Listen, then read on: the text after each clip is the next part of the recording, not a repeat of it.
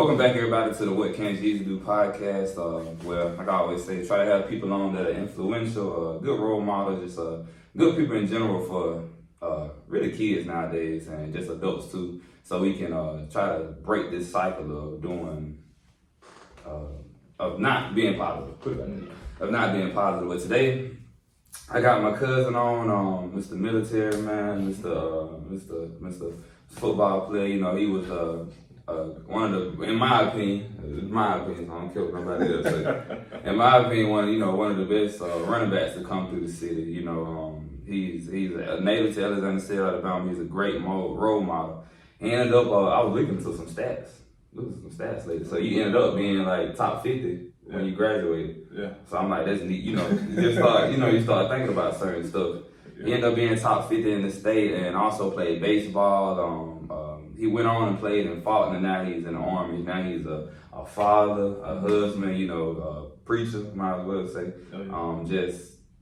He's doing everything, everything he's doing pretty much is positive. So I try to have people on, especially from, honestly, I think it's good for people from our city to see people from our city doing good, not doing the bull crap, not drinking, not smoking, not doing drugs, not selling drugs. Like, they gotta see that, hey, I can go on a good route and also make it too, instead of saying the bad part. But it's good to have you, man. It's good to have you on here. Hey, it's good to be here. Yeah, so I just been thinking, like I said, trying to get more people on here that's, influential to the city and stuff.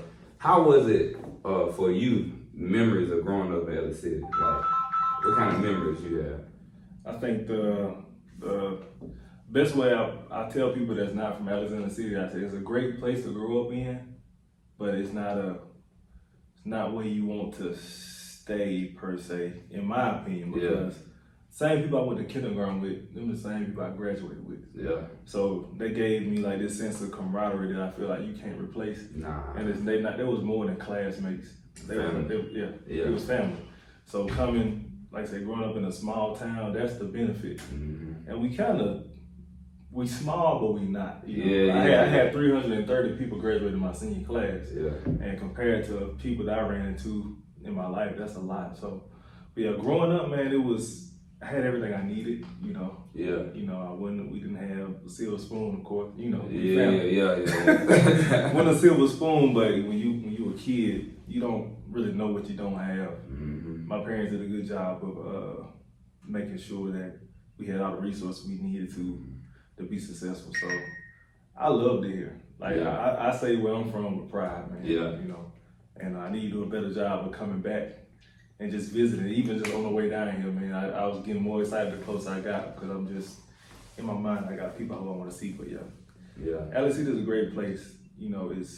It's like I said, it's a family aspect. Like on football games, on Fridays. Oh yeah, you're gonna see everybody. The city shut down. Yeah, you're gonna see everybody. Everybody come together. Mm-hmm. So it's definitely a sense of unity here, and like all the people that from the teachers, coaches, they all had our best interests. Yeah. So, I thank God for being born here. Yeah. So nothing but good things to say about Alexander City. Yeah, I like you said, it's a small, but it's really not a small town. When you really look at it, it's not really a small town. It's not. But it's just, I don't know, it's kind of weird. You gotta live here to kind of understand. Because it's really, I be riding my bike around the city and stuff like that on back roads. So I'm like, man, I'm still in the city. I ain't never even been down here. Yeah. So when you start realizing how big it is, but it's still a small city. Yeah. But like I said, I just wanted to have somebody on that, local people can look up to and stuff, for people, the kids, not people, well, they are people, the kids that are playing football and stuff right now. This is somebody that came through the city, he was positive. He didn't do everything perfect. I didn't do everything perfect, but you still came out on top, in my opinion. Right. You still came out in a good place. That's what these kids need to see. See somebody that, hey, he went through the same. Well, we ain't in the same weight room no more. They changed it. They totally changed the weight room. Yeah, he bougie now. Yeah, they totally changed the weight room. But it's just good. Like, I just wanted to have somebody on that they can relate to. And that was the whole point of really having this podcast, to create something where people can come back. Like you said, come back to the city. We talked about that on the last podcast where I think we're really having a problem with that. Not really speaking towards you, because I think some of the stuff you're doing is still you shedding light. But we're having a problem with people not coming back, and you ain't gotta spend money. I'm not even asking these people to spend money. Just come back and show yourself. Time is priceless, man. Yeah. Time is more valuable than money. Yeah. You know, so you can spend money. I can spend money, but I can be in a whole nother state. You know, so I can never come back. But when people can see your face and people see that you take pride in where you from, I'm not this big figure, you know what I'm saying? But just the fact, he used to go to school and he came back. I came and helped Coach Russell coach in middle school. Yeah. One day I just had this wild hair. Like, I want to go help him. I came and coached in middle school, man. I'm out there like, just being around the youth gave me so much energy, man. And they was at that age where they was just looking up. They soaked up everything I said. I'm out there running with them, racing. And I was like, bro, this is probably the most fulfilling thing I've did in a while. Yeah. Besides like preaching and pointing to people like that way. But understand that the youth are the future. You really gotta take time to invest in them, bro. Yeah. You just gotta care enough. Yeah, you got to. Yeah, you got to. Really what you say, you just gotta care enough. Because like I was saying, man, that's the reason why I'm doing it, because it's kind of weird now. Like I'm putting this stuff on TikTok and these kids are watching. Like it's crazy. It's really weird. Like they watching it, they liking it, they adding to their favorites. I'm talking about 10-year-old, 17-year-old boys from like Mississippi, Texas and stuff. They watching. So I'm like, priceless, man. I'm like, some of the stuff that I'm saying on here is what really needs stuff that me and you talk about all the time. Yeah. But the stuff that I'm saying on the podcast, these kids are liking it. So now it's letting me know, like, the kids don't have a problem with some of the stuff that I'm saying. Nope. It be the parents. And the kids smart. They smart enough to talk in too. I really love that too when I'm talking to kids. I don't think we give them enough credit. Yeah. These kids are smart. They smart. They exposed to so much. They exposed to way more than we were exposed to at our age. So they're able to take information, man, and digest it way better than we could. Way better. So when I'm talking to a kid, or when I'm talking to a younger person, man, I don't hold back. I talk to them like I'm talking to an adult, because they can understand. Yeah. You know, they understand where you're coming from. Yeah, you got to. So how do you think so far, dealing with, you're 20, what are you 20? You're 29. I turned 29 on 8/10. I turned 28. Almost. I'm not rushing. I turned 28 this month. I was thinking about it. I slightly forgot, but I did. I was kind of trying to make myself forget. Yeah. But I turned 28 this month, so when I was doing something looking, I said, hold on, me ain't nobody a year older than me. I said, 30. And I said, nah, because I kind of forgot how old I was.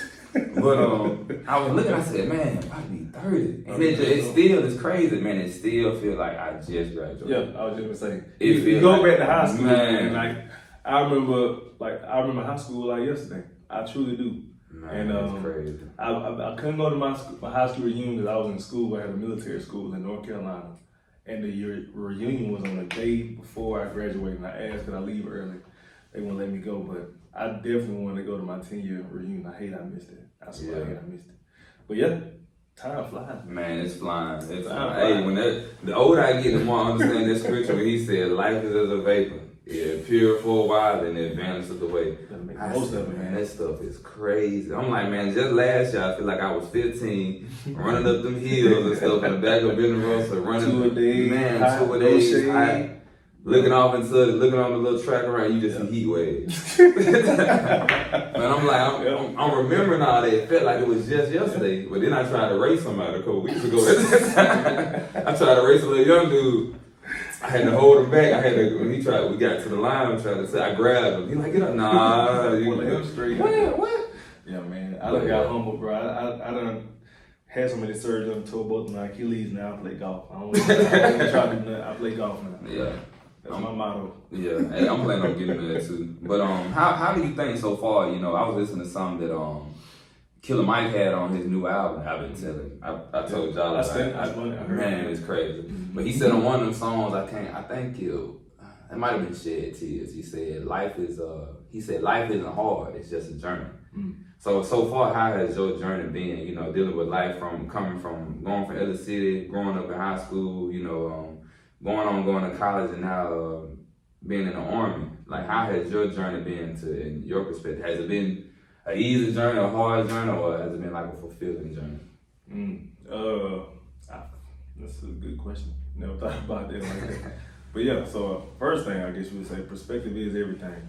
Yeah. So of course you're gonna go through some hard times. That's life. Yeah. But if you don't go through anything, you're not gonna be worth anything. Nah. Like you gotta go through something to be able to withstand what's coming in the future, man. Because as you know, if you're not in a storm, you're going into one, and you're coming out of one. Yeah. So it's a journey. It definitely is a journey.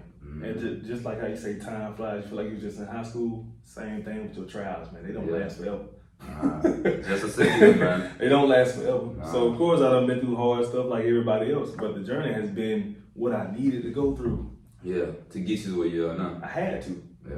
And everything aligned for me to get my job, to meet my wife, to have my son, to everything aligned, you know. So I guess I didn't plan none of it. My dad had never said the word military in my house my whole life. Didn't know what the military, didn't care, didn't think about military, didn't know. Yeah. It wasn't my plan. I went to school, that didn't work out. I didn't put forth my best effort. I was kind of wasn't excited to be there because I got hurt, and I was like, man, I don't want to go fall in this little bit of school. Yeah. But that's where I needed to be. I needed to be at a little bit of school where it wasn't too much going on, because I went to Tuskegee. I probably had 3 kids right now. You know what I'm saying? I ain't no telling. I wasn't mature enough for that. You're right. It's the perspective. I wasn't mature enough for that. Yeah. And God knew where I needed to be. He didn't need to be down there. He knew I needed to be. He could see me at 29 right now. I couldn't see that right now. So that's what it was. My journey is like I knew I had a passion for the word at a young age. By 17, 18, I knew I had a passion for that. Wasn't too quick to tell people about it because it was just unpopular. Yeah, you're right. But I just had a zeal for it, and I used to, when all my roommates would leave and go to the club and go to parties and stuff, I'd stay in my room and I like listen to gospel songs or I listen to sermons. Yeah. That's what I did. Yeah. That's what I did in private, you know what I'm saying? And people can, and as you know, people can see, you know, they can see your success, but they don't know what you did in the dark.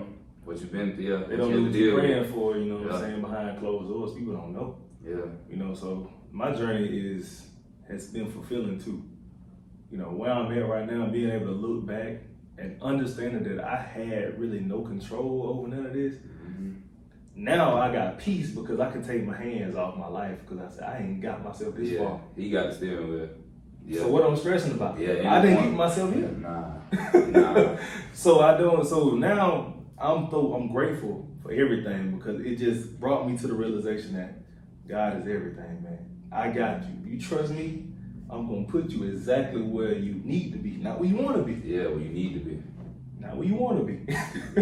Joseph was in the pit. Yeah, that was crazy. That was a sermon yesterday. that was a sermon yesterday. He wasn't where he wanted to be. Yeah, I promise he didn't want to be there, but he couldn't be in that high position. You know what I'm saying? He wasn't ready for until he went through those trials. So we gotta learn how to appreciate our trials, man. And that's what I did, and that's what I'm still doing. Yeah. From everything I struggle with to this day, you know, the problems I have, I gotta be transparent, look in that mirror, and be honest with me. Yeah. As a man, I had to learn how to look in the mirror and be like, I'm not where I need to be in life because of me. Yeah. And once I did that and held myself accountable, bro, stuff started to fall in line. You know, and also be thankful for where you at too. You know, I didn't always have the best house. I didn't always have the best car, best apartment, but I took care of what I had. Yeah. I took pride in it. That way, you know what I'm saying, God didn't mind. Blessing with something else. That you know you're going to take care of it. Right. Yeah. And speaking of that, I'm glad you said that because a lot of kids nowadays, you know, they you can get frustrated with what you're dealing with in the moment. You know, not like you said, you're not able to see. I wasn't able to see myself at 29. And I wasn't able to see myself going to be 28 in a couple of days. I wasn't able to see like what I'm doing right now. If you had asked me in high school, hey, come on, you're gonna be running the pot. I would tell man, get out. It ain't no way possible. Me trying to be on social media, no, it ain't no way possible. That's true. But when when life go along and you start, you know, God start leading you in a direction, you know, some situations you in, because there's been times where I've been dead broke and I'm mad.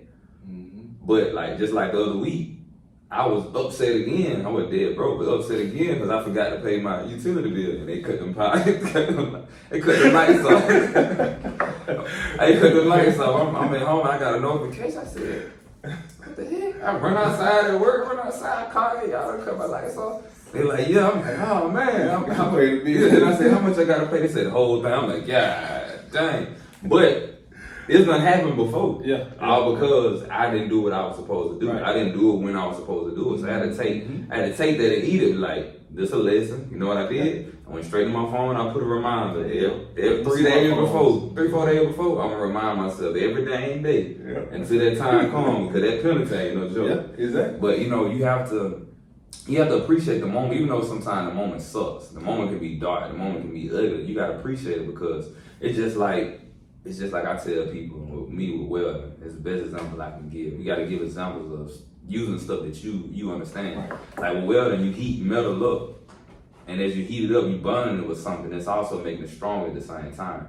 Then like with us, playing football and stuff, you gotta put your bodies, when we play football, you gotta put your bodies through something to get stronger. So just think, to the kids, just think, if you don't never go through something in life, how will you be able to deal with it in the long run? It's literally impossible. Impossible. And if you are a believer, God uses I can speak freely about that's what this podcast is about. If you are a believer, man, God uses trouble. That's what he uses to increase you, to mold people into what they need to become. That's what he uses. He don't use nothing else. He uses trials. The trials. That's what he uses. He puts you through something. He puts you in an uncomfortable state. Just like he's saying, working out or football season. Football games are won in the off season. You running, you working out, not under the lights. Games are being won right now. Before the season starts. You're right. There's some young man out there, some young lady out there working his or her butt off right now, just so they can be a little bit better than their opponent. A little bit faster. That makes a difference. You know what I'm saying? So you got to go through something. You can't appreciate the sunshine if you don't go through the rain. That's just life. Nah, you definitely won't, because there's been plenty of times, like what we was saying, man, there's been plenty of times where I didn't have, I'm in the, folks don't know it's true, but I sit there in the dark, I sit there and just keep calling somebody. But, it was pride, but it was a little bit of, it had to be tough at the same time. But sometimes you just gotta sit there and lay in what you're dealing with. So you need to understand it, man. You need to understand it. You don't sit there and be like, hey, how did I mess up? My light, like the other day I had, when my power got cut off, I had to like, how did I get to this point? Then I thought, procrastinate. That's wisdom, man. Really, that's the key. Yeah, analyze yourself, self-diagnose yourself. How did I get to this point? Because I know I got the money to pay the bill. I've been had the money to pay the bill. Why didn't I pay the bill? Right. Why did it take somebody to come cut my power off for me to realize, hey, you gotta tighten up? Man, what you just said is a mouthful. Not only, like, I hear your analogy, and I'm not gonna get too deep off into that, but that's the root work you gotta do in your life. Because subconsciously, we have habits that we do. And there's a reason you do what you do. But it comes down to, are you willing to do the root work? Not the leaf work, the branch work. To get to the bottom of why I am how I am. Whether that's therapy, getting in a better relationship with God, whatever it takes to get to why am I the way I am. And once you do that, man, and I've done it. I'm talking about, I've had resentment towards my parents, family members, and I had to call these people and have them hard conversations. And I can't tell you how much weight was lifted off me. Just because I was willing to have them hard conversations. Man, speaking of that, I'm glad you said the communication, man. So, you said that because I know it's a lot of kids out there that have problems with their parents and stuff like that, man. Just sit down and have those conversations. As I done got older and we done had our talks, sometimes I was having a conversation with my little cousin a couple weeks ago. She was I ain't gonna go, I'm gonna get in trouble. She did. But sometimes you gotta look on to the kids. You gotta look on the perspective too of your parents. What did they have to deal with? How were they raised? About that, speaking on that resentment. How were they raised? What did they go through? What did they go through to put them in this situation for their thinking, of how they're thinking and how they're treating you? They might not be doing it on purpose. It might just be how they were raised. Subconsciously. They subconsciously. Verbal abusive for a reason. They may be physically abused. They don't make it right. It's not justifying it. But at the end of the day, it's like a cycle, man. It's coming from somewhere. And and the more we live in this information age, man, the more we know, the better we should do. So if you know better, do better. And it's just up to us to break that cycle. Exactly. So I had to do it with my parents, like they did the best they could with what they had. They couldn't tell me everything about life. Some stuff I had to find out on my own. But from what they knew, they put me in position to succeed. I'm not hungry today. Yeah. I'm in a position now where I can feed my family. And it's mostly based on the principles they instilled in me. So it ain't really about the technical stuff. It ain't about teaching me about the ins and outs of credit and all this stuff. No, they probably one of the most financial literate people in the world now. They taught me how to say, yes sir, no sir, yes ma'am, be humble, and be pleasant to be around. That have gotten me farther in life than anything that I know. Yeah. It's not knowledge. The foundation. It's about being a pleasant person to be around, man. Caring about your neighbor. Mm-hmm. You know, the person you work beside is in life, anybody. It's being a decent person. That'll get you far in life. With people watching you, people see that. Yeah. The job I got now definitely was somebody more qualified than me. Yeah. But during the interview process, he was kind of cocky. Yeah. And me, I was. Look, I'm a sponge. I don't know this, but I can get you the answer later on. Yeah. Hey, that's you know, and I took that on too because I was listening to what was I listening to? I think I was listening to the book Think and Grow Rich, and it was talking about I talked about this before. You know how Henry Ford was the same way. He didn't know the answer, but he said, "Look, I go find the answer. I don't know the answer." Sometimes, just like you said, sometimes you just gotta be humble. That's it. Be humble. I don't burn no bridges. I keep my resources. Or like I said, I don't know that, but I know who knows the answer. Yeah. You know, and that's really the key, man. Just be humble, respect people, and be willing to learn because you haven't arrived yet. There's always room for improvement. Always.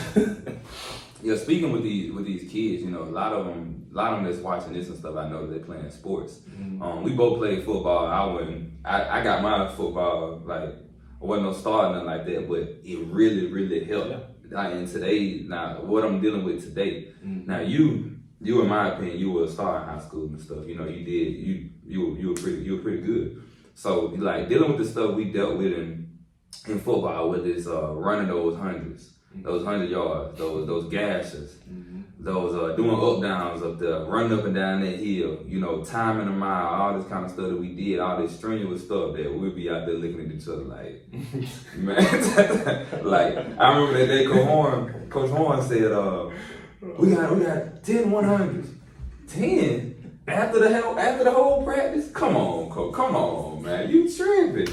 We just had we done worked out this whole time in the summertime. We done did all this stuff. Now you talking about 10 100s? And then a lap around the field? You meant it too. And meant every last bit of it. Didn't flinch or nothing. Meant every last bit of it. Right. Now, speaking of that, how did football, and then you played baseball too. Now, I don't know you played basketball some too. How did all of that transition in dealing with today's stumbles and trials? Because like let's say for instance on the football field, whether you get embarrassed by somebody, or you get hit hard by somebody, or something don't go your way, you got to figure out how to shake that stuff off and get back up. Yeah. How did football and baseball and stuff like that, sports, how did the things you learn in sports transition now into your daily life? Because I know with me, a lot of people don't even at work, they don't understand what I be doing. And it's crazy. I'm gonna say I hadn't told you this, but before every day at work, I don't want to be at work. I don't mind welding, but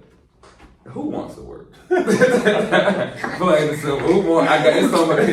something I gotta do. I don't want to be there, but I gotta be there. It's what I gotta do to take care of myself. Exactly. But before every day, on that football field, a lot of time, I did not want to be up there. But you know what we did every day before practice? Everybody getting their lines and stuff, and then y'all would be in the front. Mm-hmm. How do we start practice? We do like wildcat jumping jacks. Now before that though. False motivation. I do that every day. I do that. False motivation. I do that. Motivation. It works. I do that every day. And I started, one day I was in, get back to the question, I was starting work, and I had just started. I've been doing this past couple of days, and I started digest. I'm hyping myself up, and I was doing every day. I just come out, go around, just be clapping. Yeah. But it kind of put me back into that mode, even though I wasn't no star. Well, no, it never started. But it put me back in that mode of what I'm finna put myself through. And I know this day is finna be full of probably some bullcrap. I ain't even gonna lie. It's finna be full of some stuff. Right. But at the same time, like I was saying, like how did football and how did sports and putting yourself through all those strenuous things, how does it relate to your life now? Yeah, bro. It relates directly. Yeah. I can't even say everything. It's crazy. Just to sum it up, man, it teach you how to recover from adversity. Yeah. Because you're gonna go through something. You gotta go through adversity. And it also taught me how to accept constructive criticism. Yeah. You know. Yeah. A lot of people, you know, you can't talk to me this way. You ain't gonna talk to my kid this way. Sometimes they need to know the truth. Exactly. You know what I'm saying? I'm becoming more of the football is different. You know, your everyday life, I don't think you gotta be brutal or be honest. I think people say I'm brutally honest. You don't gotta be brutal to be honest. Yeah. You're right. But when it comes to sports and football, sometimes you need to have that kind of tenacity. But it taught me a lot, man, because as much as I hurt running them 110s, I can always look to my right and look to my left. See somebody else. And I'm not by myself. You ain't by yourself. Same thing in this life. We ain't by ourselves. And that's my point. You're not by yourself. But we don't, and what I've been talking to like a lot of people in my church lately, man, is we don't use each other enough. We don't use our brother or our sister. That's the most underutilized resource that we have. Because people feel like we going through stuff by ourselves. It just happened to me. But you don't pick up the phone and call, hey man, how you doing? I heard in church you guys pray for this, how's it going? And then give me an update, I'm just checking on you. Yeah. Stuff like that go a long way. Even though you're saying you just clapping, that seems small, but that false motivation, somebody feeding off that. Somebody you don't feeding know. off it, yeah. When they're military, bro, the false motivation is better than none. None. Anybody's in the military, they know what I'm talking about. Because you get out there at 4 o'clock in the morning and you got to lay on that wet grass. I'd be so mad. And you got to count, but I'm screaming loud as I can, and eventually I started to believe what I'm saying. Yeah. Because that's the power of your mind. That's just the power of how that works, the attitude. So, man, playing sports helped me a lot because it helped me care for my brother that's next to me. Yeah. Same thing in the military. It's not so much about this country. I went to basic with this person. I got a relationship with these people. It's my family. So I'm going to do whatever it takes to protect them. Yeah. Now that I'm in a leadership role, I got to do whatever I can to make sure they have everything they need. And they come home with the same amount of fingers and toes they left with. Yeah. That's my job. Yeah. And you just got to care a little bit. Yeah. You know what I'm saying? But those principles, man, are irreplaceable. I used to get out them 2 days, I come home. Like my daddy said, you already sweat. You might well cut that grass. Hey, I can hear it. He would. He'll tell me, you already sweating, man. You might well push. And I had to push an acre. Me and Alfred had to push an acre grass after doing them 2 days. Yeah, I had a whole acre, but I had about half an acre, a little bit more that I had to push myself. But as a man, bro, I cannot. Boy. Like I told you what my parents didn't do for me per se, but stuff like that, man, I cannot explain how critical that was in me being able to deal with some stuff I had to deal with in my life. It was. Like my daddy came by and crunked the lawnmower up. He didn't tell us to cut grass. He came by a window and he crunked the lawnmower up. You know what time it is. I knew exactly. Hey, we gotta get up. If I don't get up, I really gonna face some rain. Yeah. You know what I'm saying? Yeah. But after we cut the grass, it seems so small. Fulfilling. The sense of pride, you look out and say, I did that. You know? I did that. And I'm glad you said it. I'm glad you said it because I've been talking about that at work to a lot of younger dudes and on jobs, certain jobs and stuff I do because nowadays these kids, not kids, grown folks. Yeah, exactly. Nobody got pride in nothing. They don't even seek to have pride. Like there's a lot of stuff when I get done at work doing some project, especially if I do something big, or if I'm at home doing something. It's just the thought of sitting back and like, man, I did that. Or when I get done cutting grass, my lawnmower business, I get done, it's like, I did that. Mm-hmm. Even though like the other day, boy, it was hot. Man. I'm talking about, I felt like this whole water just on my head, man. I'm just dripping sweat. But then I got done, and I looked back at all the trees, the branches that I cut. This lady driveway is crisp all the way down. And then she gonna pay me for it. Right. It's the pride in knowing, like when I walk by, hey, I missed that one, but what I'm gonna do, I'm gonna plug it up real fast because I don't want them to see it. It's the pride that I got because my name is attached to this. Yes, bro. It's something that I think this will help too. The kids listen to this. You gotta have pride in what you do, man. Take care of your clothes. Take care of your shoes. Brush your hair a little bit more. Can't stand it. You know what I mean? Brush your hair. And it's okay. It's okay to brush your hair. If you're gonna have a little fro and stuff, pick it out. Do something. Just don't get up walking in the store like you just woke up. You gotta have pride in yourself, man. You saying so much. It's self-respect, man. You can't expect people to respect you if they don't respect yourself. Yeah. I tell my soldiers all the time, man. I say, you wonder why people talking about you, man? Because look how you look. Mm-hmm. That's something some stuff you can't control. Yeah. You control basic hygiene, brushing your teeth, brushing your hair. You know what I'm saying? Uniform not all wrinkly. You know what I'm saying? Take care of how you look. Just off the rip, when people see you, that's their first impression. Yeah. Whether you think that's shallow or not, people gonna judge you based off how you look. Yeah. They gonna judge you based off your appearance, which you got control of. Whether it's weight, you control that. Mm-hmm. Can't nobody say. I know you got special conditions. I get that, and I'm not insensitive to that. But it's some stuff that you can't control, and people don't take no pride in themselves. We did exactly that. We couldn't afford a lot of shoes. So when we got home, we wiped our shoes off, put them back in the shoebox. We had to iron our clothes, fold them up. We had to make it last. Mm-hmm. So I didn't have a silver spoon, but that stuff I wouldn't replace. Like that makes me. Yeah. That makes me. You have to. You got to take pride in what you had. I remember the days. It's crazy. Looking back on certain stuff now, when I go in the store buying certain stuff, I remember the days of we got black forces, got the high top black forces. Mm-hmm. And I knew next year, wasn't no shoes coming. Yeah. But I wasn't mad because I knew the conditions that we were living in. Like we wasn't the poets. We wasn't going through everything, but we were going through some stuff. But I still appreciate what we had. Mm-hmm. I remember they cleaning up them Air Force Ones, black high top Air Force Ones, wiping them all the way down and drying them off. Then you know what I do? I said, I started realizing stuff. I be out there spraying mama time with that tire shine. I used to go get that tire shine sprayed on the bottom of the Air Force One just to make them shiny. Well, straight to school. Hey, all right. Hey, yeah. You don't even know the deed. Man, I done sprayed these things, put some the leather stone on the brake. I done put black dye on. I done put black dye on. Yeah. But it was just taking pride in what I had, knowing that these are the conditions right now. Right. I ain't finna sit here and complain about it. It's just what we dealt with. You know what I'm saying, bro? So you think and you hear the quote, and I don't know it verbatim, but hard times make strong men. Man. Easy times make weak men. It make you weak. Because if you don't appreciate the value of anything, you don't appreciate the process or what it took to acquire certain things, then that's gonna hurt you in the end. Versus the person that grew up kind of how we grew up, that every little thing we got, man, we was excited to have it. Boy. It wasn't every day that we got something brand new. It wasn't. We had 5 people working in our house. We had 1 car. And all of us had jobs, and I still to this day don't know how we made that work. Yeah.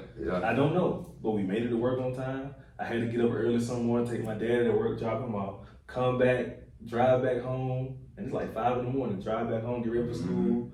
Mama dropped us off at school, I got practice, Alfred got practice, Quilla working at Wendy's. It was non-stop. We made it work though. Yeah. But those times made me appreciate that. I got 2 cars now. Yeah. And it's the principles that I'm gonna pass down to my son. Even though he's gonna have access to more stuff I have, it's some principles that you gotta get. He's going to get them. Yeah.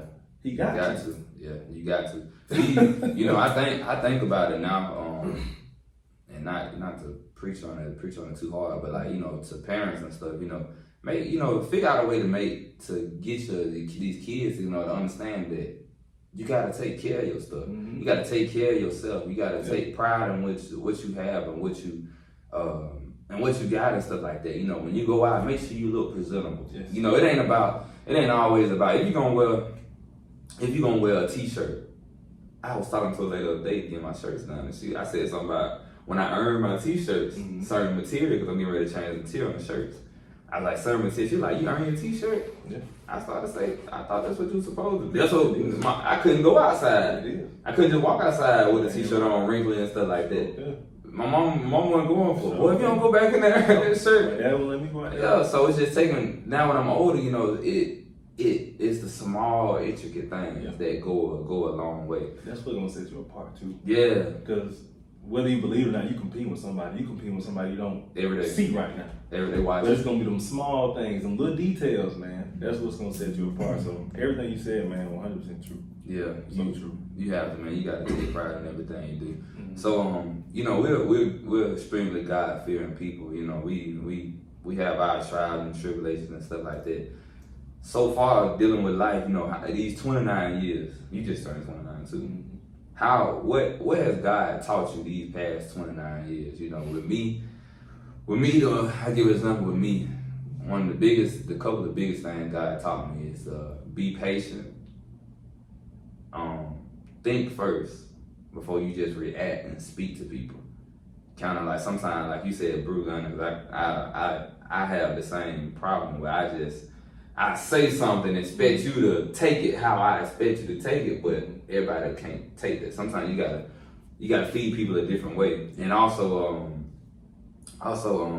not thinking that everybody was raised like me. Now that right there is one of the biggest problems that I've been having in the past couple of years. I'm getting better with it, where I just automatically think that you understand what I understand, because I thought that everybody when I was younger was raised like I was raised. Like everybody was, you know, you don't talk to grown folks in that kind of way. It's yes ma'am, no ma'am. It's yes sir, no sir. You respect people. You know, when it's as my uncles done taught me, when you speaking to a man, you look him in the eye, let them know you ain't scared of him, or let them know that you respect him at the same time. Right. You know, how has, in these 29 years around the world, what are some of the things that God has showed you? Show mercy, because I've shown you mercy. Yeah. I think that's it, man. I've learned how to be empathetic, because I wasn't always. You told me. Yeah. You told me one time. You like, man, you're not the easiest person to talk to. Yeah. You know. And guess what? I had to go look at self. You know why I told you that? I told you the same thing. Right, you know, and it's true. And I had to go look at myself and like, okay, a person, you know, especially if I plan on having a future in the ministry, man, that's a skill I gotta have. I gotta be an approachable person. I gotta be a person where people feel like they can come to me and talk to me, and I won't judge them based on what they're going through. And I had to learn to tell myself, you can't say what you'll never do. Never do. Because everybody got a plan until they get hit in the mouth. And life done hit me in the mouth. Wow. A couple times. Wow. And also God have spared me, man. If he would have pulled the covers off me years ago, I wouldn't be where I'm at right now. I wouldn't be here. Me neither. So that being said, I had to learn how to show people mercy, man. Yeah. People know what they're doing wrong. They don't need to be reminded what you're doing wrong, what you're not doing. At least in my life.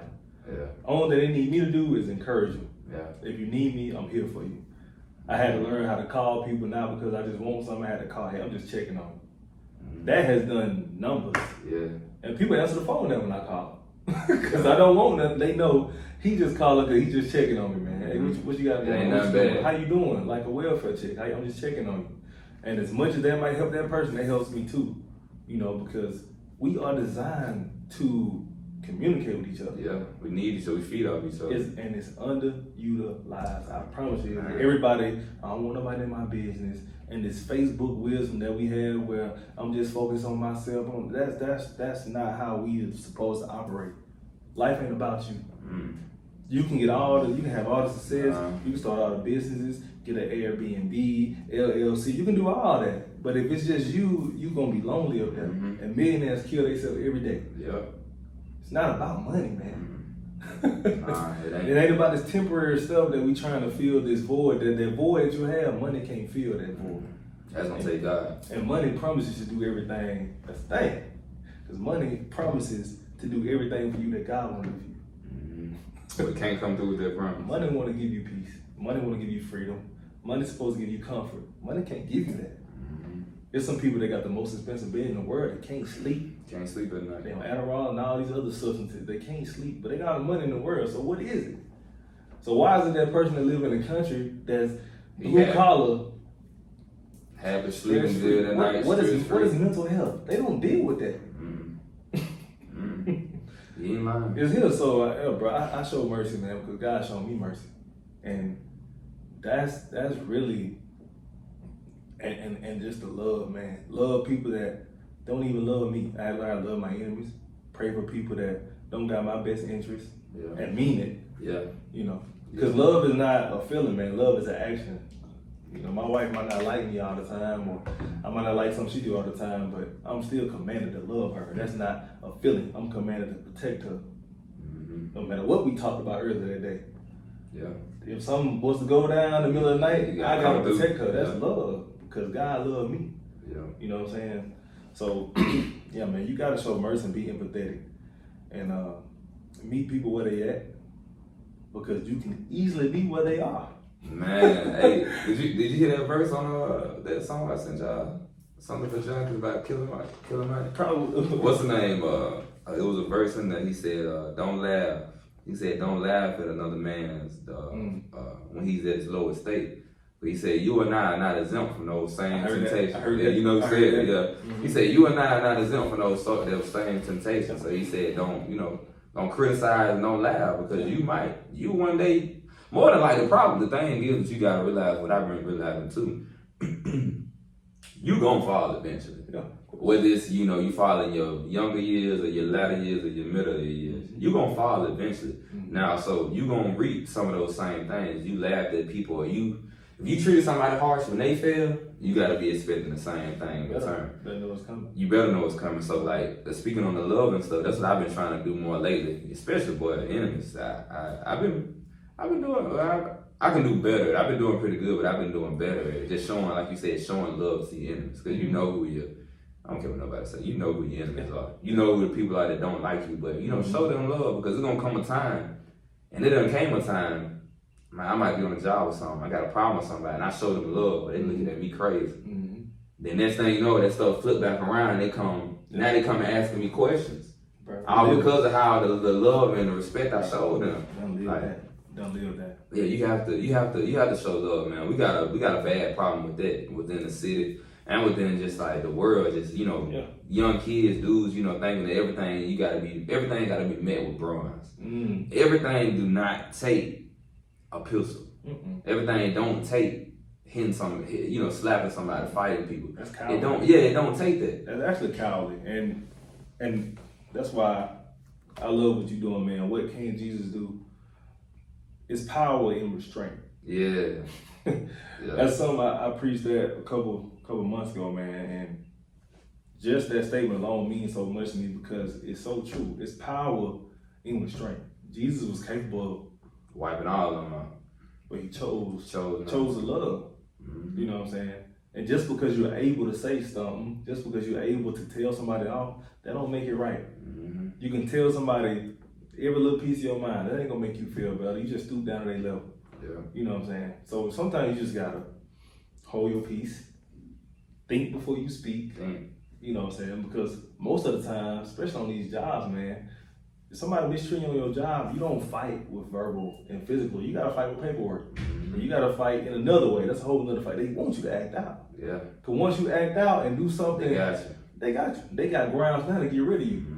But you gotta be professional. We're just talking about job world, but even in your everyday life, man, you can't just be snapping on everybody and thinking that taking everything personal. You don't know, that person might be having a bad day. You gotta give people the benefit of the doubt. That's one thing too. The Bible talk about that. Yeah, you never know what somebody's going. Give them the benefit of the doubt. Just because this person steal all the time, and some come up missing, I already know who did it. Robert did. He steal all the time. You don't know.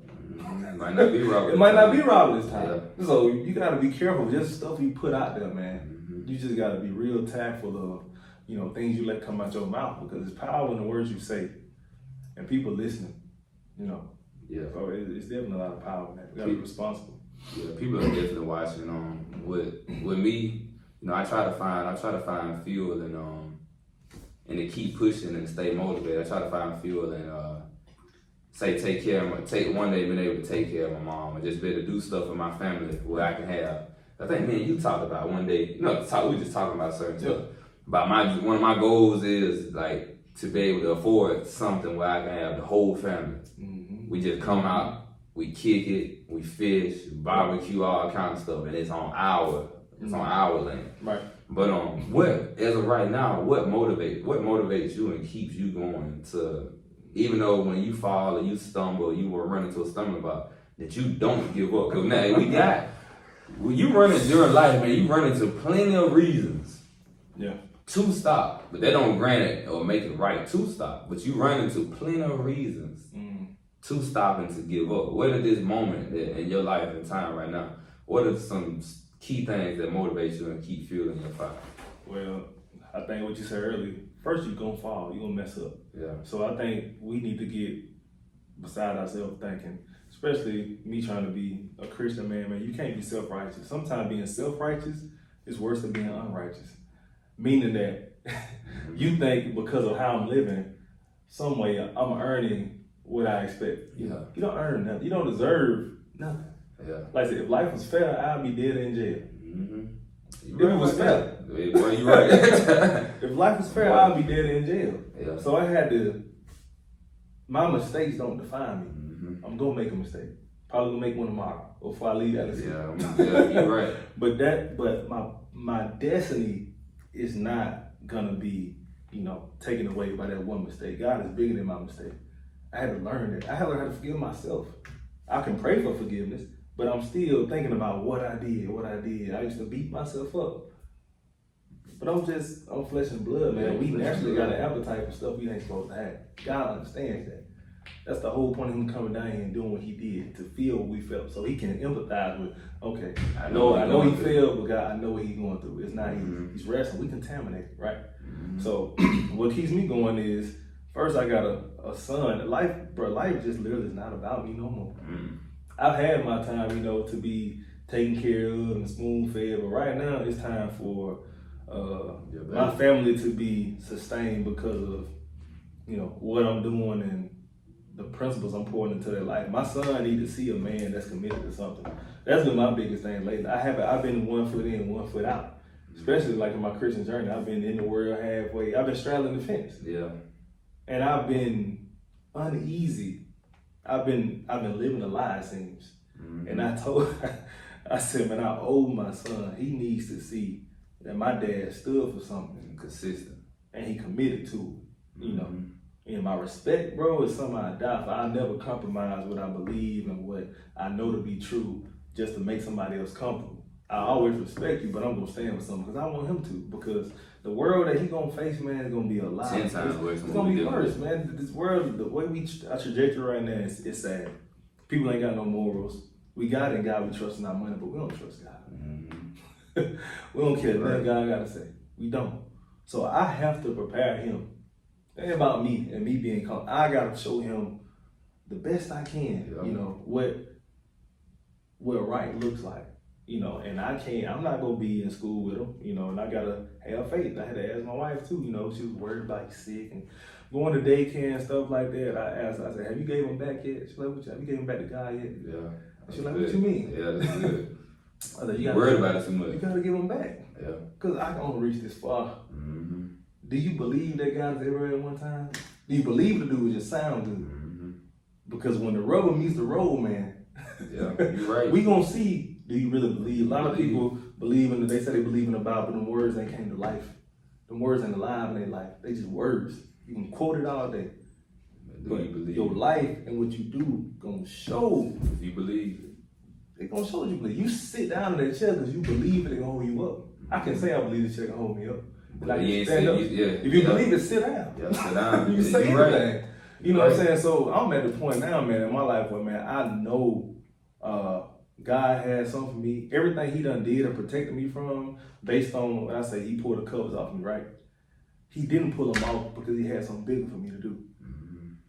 So it's like he telling me, stop focusing on your faults, man. I know you got faults, but it's still something in you I can use. Yeah. You know what I'm saying? Yeah. So stop beating yourself up and let's just get to work. Yeah. I got you. You fall? Yeah. I'm just to forgive you. Yeah, start over. Just get back up, man, get back marching. It's too easy. Yeah. It's you gotta have some foresight, man. You gotta look past your trials and what you're struggling with. You gotta get outside of yourself, for God. You gotta empty yourself for God to use you. You got to. For him to take over, you got to. You gotta empty yourself, man. Yeah. So that's definitely got to. How has you speaking on your little man? How has becoming a father changed your insight? Like say how how you growing up, and you know how your father might have dealt with stuff. Now you finna go through the same situation. There's a possibility your son might do some of the same stuff you did. Yeah. And now you're gonna be like reminiscing, like, I did the same stuff. So it's somewhere like, cause I think Brother Thomas was talking about this one day about some stuff he was preaching about. And he was saying like, how can I be mad at my son when I did the same stuff when I was younger? You know, I gotta teach. I love that dude, man. Yeah. Because he's real. Real. There's only so much you can tell a 16-year-old. Did you listen when you were 16? Yeah. Mm-hmm. No, not really. You gotta let him go through it a little. Some stuff you gotta let him go through. Like mine, I think my son is, bro, I had to, don't put too much pressure on myself. Yeah. Because I'm gonna mess up. And honestly, one thing I'm gonna do with him that I feel like probably my dad didn't do is just be transparent with him. Yeah. You know, hey daddy, I failed you right here. I messed up. I should have did better. Yeah. Just be transparent because people are scared to come talk to you when they feel like you ain't never made a mistake in your life. Mm-hmm. You know, I want him to be able to come talk to me. Understand you're gonna get some sound, some sound advice. I'm not gonna judge you, I'm not gonna feel harsh. I'm gonna love you through no matter what. I'm gonna love you. Yeah, but be transparent. Yeah, but I definitely gotta be transparent about things I probably didn't do so good. Cause I'm not gonna do everything good. Can't be perfect. And I gotta be willing to give feedback. What could I do different? You know what I'm saying? That's not me giving him power or me, he still know I'm the dad. He still know I'm in charge. But sometimes I want feedback. I do my soldiers the same way. They know I'm in charge. Yeah. Hey, what could have been different in this camp? You know what I'm saying? Did you have everything you needed? Did information get put out on time? That's true leadership. What could I have done different so I can be better for you? You know what I'm saying? Once he gets an age to be able to talk to me like that. But as of now, man, it's just like, don't put too much pressure on yourself, man, because it ain't about what you buy him. It ain't about that stuff. It's just about time. Spending time with him. At the end of the day, and my old manager, D'Angelo Boyd, told me that, when he even thought about having kids, he was like, man, my little girl just want me to be there. Mm-hmm. He said, it's not hard, Alex. As long as I'm there, she's all right. Just be present. Yeah. And that's one thing my dad did. He wasn't perfect, but at every game, every practice, he was there.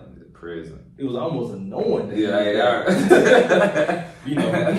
But I seen other young men they want that. They didn't have their dad there. They look forward to talking to my dad after practice. Yeah. You know what I'm saying? But that's not a selfish perspective either. That's just what you were dealing with in the moment. That's not a selfish perspective. Right. Exactly. So it's like, man, that's my thing, man. Just be present. That's one that I'm definitely gonna take with them. No matter what, a job can be replaced. You know what I'm saying? Yeah. All this stuff is replaceable. Men I done talked to them, been through this, they say, look, man, if you can go home and spend time with your family, you might have to miss a job opportunity or a money move. That don't matter. You go spend time with that boy or your family, because that stuff you can't get back. By all means. You can't get it back. Like, I'm sitting here thinking about kind of what you were saying. Don't take it too serious. I'm thinking about Mr. By all means, don't break a sweat. Who said that? Russell. When we working at Russell. Squinch. I can't think of his name. I ran into Mr. Buckner the other day, his wife. Was that? Yeah. I ran into both of them. I was in Dollar General. Yeah. Hey, when I tell y'all we had the best job, Mr. I can't think of his name. Anytime else, I would have had his name right until my tongue. It wasn't Dewberry. It was Nah, Dewberry was with us though. Yeah, he worked with us. I'm not even. I can't remember his name, but we had the best. When I say we had the best job that anybody that got out of high school could have, I'm talking about. We were riding 19th century big wheel bikes. We were driving forklifts. We were cleaning the warehouses and stuff. Drinking old Squinch. Old drinks. We got Squinch now at the job. We had a little pot. They brought the pot. Squinch. Yeah, we did. I forgot all about that, man. We sure did. Hey, when I say we had riding around the van when not a care in the world. Long we got a biscuit. Yep. And his favorite cucumber Gatorade, but man, they need to stop saying that. Hey, there was some ass. That's a hot mess right there. They buy it though. They do. Somebody behind it. If you drink cucumber Gatorade, flavored Gatorade, I know I talk about the cucumber. I judge you. Yeah, definitely. You drink that way, you a soldier. You drink that. You a true soldier. Your house. Never. But yeah, man, before we wrap it up, they say save the best for last. One of the biggest things that I think, my personal opinion, that other than your son, I know your son changed your life, but your wife, it's something about the scripture say, Proverbs 18:22, it said, he who finds a wife finds a good thing. Then the scripture also talk about, how a woman, a virtuous woman, is worth more than rubies, worth more than diamonds, worth more than gold, and all these precious things that, because it's something, as I get older, it's something about somebody that can bring peace. They can bring peace, tranquility, they can communicate, they can, that just make the world easier when you dealing in this world. And how I know that it changed, like, I don't know, but she was there, so she knows. Yeah. When I seen y'all at Santa Club, the first time I met her, when I seen y'all at Santa Club, and I seen your face, I looked at my mom, I said, he threw. She said, what? I said, Mom, he threw. I said, that boy ain't going no. She said, how you know? I said, I just seen that boy eye. That boy, he too happy. He too calm. He ain't on edge or nothing. I said, I don't know what she did to him, but that boy threw. Man. How has finding your wife, how into the, because, I think it need to be preached and teach more. That these kids, seeking to desire a wife. We got too many baby mamas, we got too many baby daddies. Seeking to desire a wife, when you find you a wife, I ain't married yet, but I know things won't be easy. Things won't always be, peaches and cream and stuff like that, but it's supposed to be a lifetime journey. How has you finding a wife, how has it what has it brought to you? Dude, and I can, yes, you find a wife like my wife, you find a good thing. And I'm not too quick to speak about it. Yeah. Because a lot of people don't want to hear when things going good. Yeah, I don't want to hear that. So I try to keep it to myself, because once you start bragging about what you got at home, you ain't got necessarily brag. When people start they try to find ways, to bring you down. They look for flaws, and she's not perfect. Yeah. Oh, I know she's not perfect, but she's perfect for me. Yeah. You know what I'm saying? Every time I get home, man, every day, she smiles. Yeah. She sang Daddy's Home by Usher. Almost I kid you not. I'm not even joking.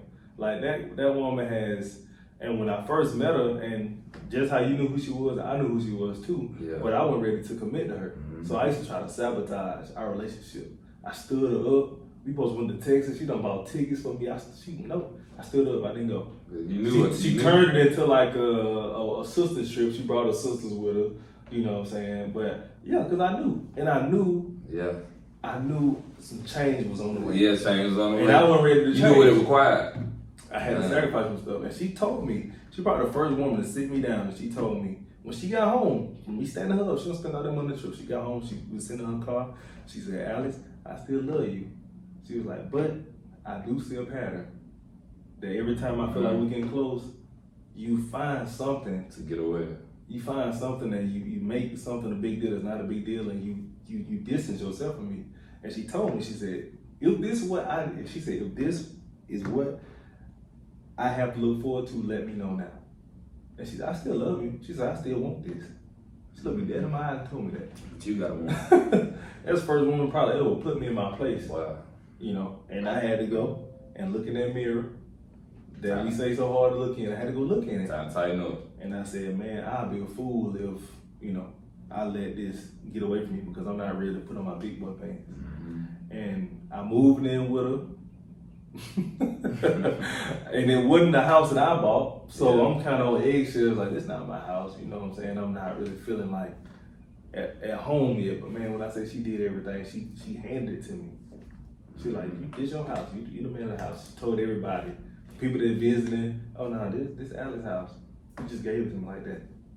That's what she did. Yeah. Because she wanted, she was a spiritual woman, and she wanted a husband, and she wrote a journal. She wrote in 2016. She wrote in a diary to God a specific prayer of what she wanted her man to be like. I kid you not. Mm-hmm. Man, I proposed to her at home, and after I proposed to her, she brought that journal out. And she read it to me for the first time. That's her first time reading it since 2016. Yeah. And it was scary. how it felt like she was talking about me. Like everything she said, and we both cried because it just kind of solidified, everything. God's timing is the best timing. She wasn't ready for me 2 years ago. I wasn't ready. I sure never wasn't ready for her 2 years ago. Yeah. You know what I'm saying? But I guess, man, what she done to my life, man, she look at me like a king.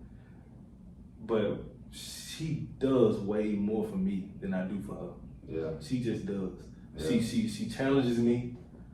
She's always, when she said goals, she's not just talking.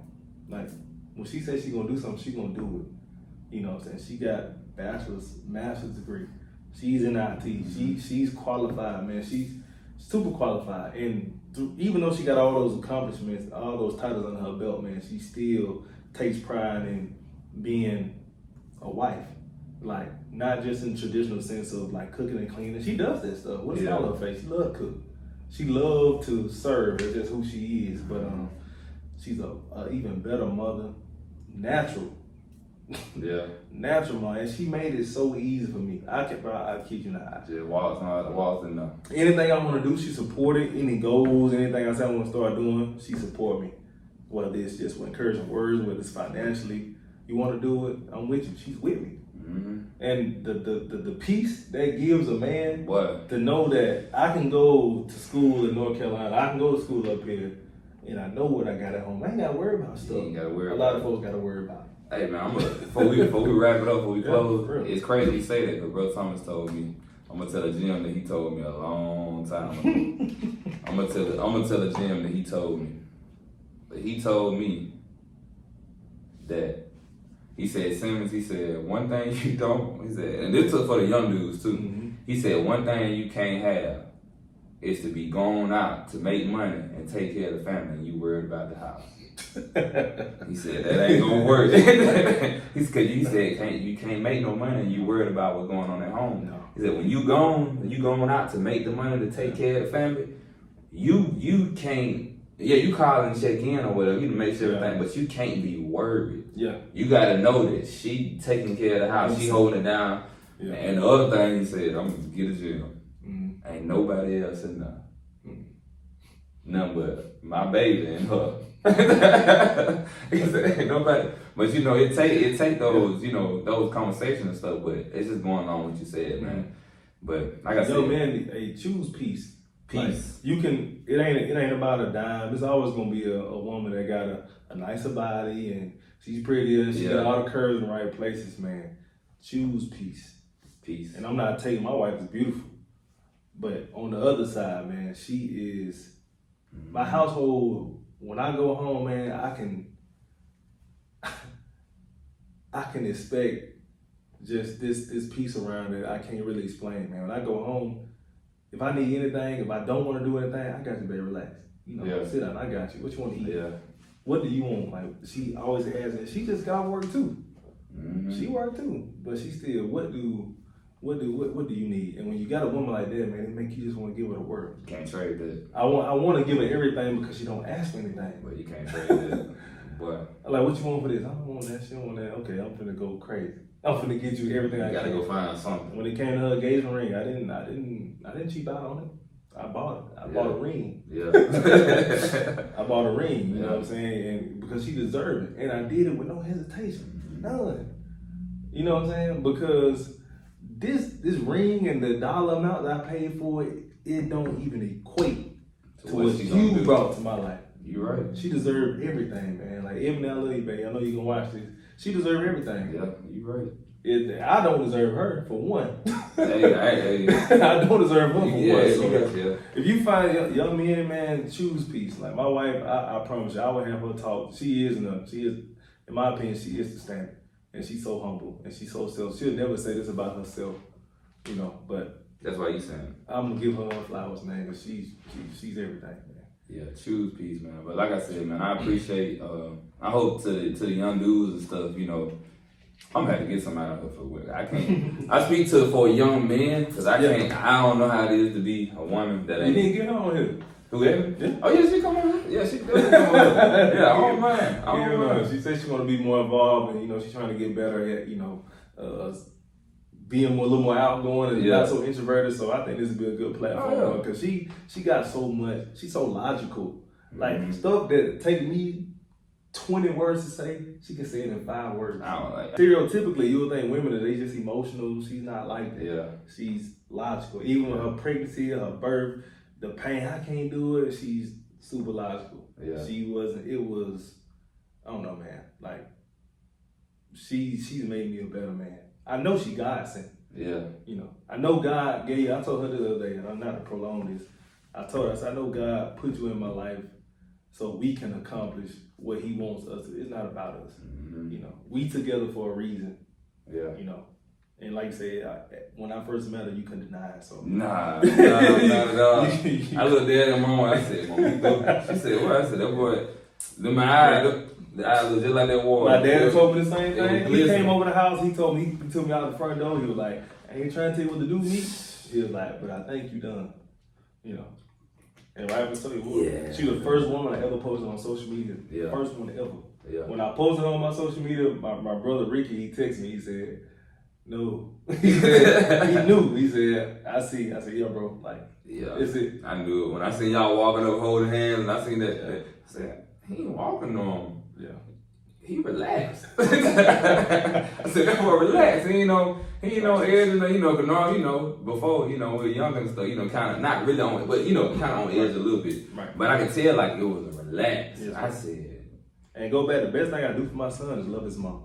Boy, hey, them fellas. I'm not going to put him before her. Yeah. Because when I put her first, that takes care of him. Take care of him. So the best thing I do is love his mom. That's smart. You know what I'm saying? Yeah. That's the order. He don't come before her. I tell anybody, that's my wife. You right.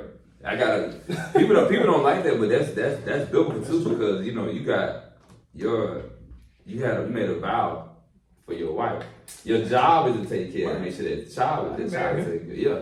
So like you said, long as you take care of her and you know who she is, he taking care of her. We're gonna take care of him. He taking care of her. But you don't need to just because he come out on we need to keep on them dates. I need to keep giving her a reason, to get dressed up, get pretty, we finna go. The baby can stay somewhere else. Let your granny keep him, let your mama keep him. We finna go spend some time for us. Yeah. Cause this thing can't get stale. And it's easy too. That's the work of marriage, Yeah. That's the work of it, keep challenging yourself. Like we need to go on dates, schedule, keep it fresh. Cause it's easy to get stagnant. But it's worth the work, man. That's the beauty of it. The beauty of it is not that it's perfect. The beauty of it is that we done went through a lot of stuff in life and we still together. Yeah. We still together. That's the beauty of it. So, you hear that, folks? We do a lot of stuff in life, but they still together. Marriage, we gotta make marriage bigger. We gotta make marriage bigger. It's a beautiful thing, man. I'm so tired of seeing baby mamas and baby daddies and all kinds of stuff. Hearing that my baby dad did, man. I want to hear more of my husband, my wife. That's how God intended. God didn't intend for there to be baby mamas and baby dads. He didn't intend. I know he probably knew that we were going to be foolish enough to do it, but he didn't intend for it to be baby mamas. And I'm thinking, man, I could have easily been a baby daddy. I could have. Yeah. I done did some careless stuff in my life, in my past, man. Well, you know what I'm saying? And it's my water. But and that's no shot at nobody that is in that situation because life happens. Yeah. But even if that is the case, man, you don't settle. God still got somebody out there for you. Yeah. Don't give up. You still worth, that effort. If you're a woman, you still worth being courted. Yeah. You just respect yourself. Yeah. Most definitely. A man will step up to the plate. We gotta make the standard. We do. We gotta make this time. But I appreciate it, man. I appreciate you. Yeah. Keep doing what you're doing, man. This right here is great. I'm fighting. I thoroughly enjoyed myself, man. I already told people, back home, I said, make sure y'all tune in, not just because of me, but just because of what you're doing and what you're spreading. So, man, keep doing what you're doing. Yeah. It's super positive, man. I'm fighting for it. I'm fighting. Super positive. But I appreciate you coming on the podcast. I don't know what episode this is, but I was watching some on B. Simone podcast with Wallow, and she said, before we close, she said she looked in the stats that most podcasts don't. The 1% of podcasts make it past episode 7, and I'm past episode 7. Yeah.